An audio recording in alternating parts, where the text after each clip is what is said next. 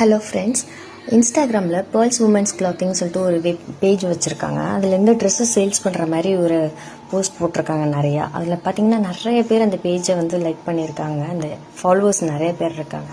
So நம்மள trust பண்ணி அந்த ட்ரெஸ்ஸஸ் வாங்கும்போது பை டு கெட் ஒன் ஃப்ரீன்ற மாதிரி பிரெயின் வாஷ் பண்ணுறாங்க. ஸோ ஒரு கியூஆர் கோடை வந்து சென்ட் பண்ணிவிட்டு இதுக்கு வந்து 1000 சென்ட் பண்ணுங்க அப்படின்றாங்க. நம்மள ட்ரஸ்ட் பண்ணி தான் நம்ம வந்து போடுறோம். அதில் ரிவ்யூஸ்லாம் காட்டுறாங்க. எல்லாமே பக்கா ஃப்ராட். அந்த ரிவ்யூஸை யாருமே நம்பாதீங்க, அதெல்லாம் ஃபேக்கு.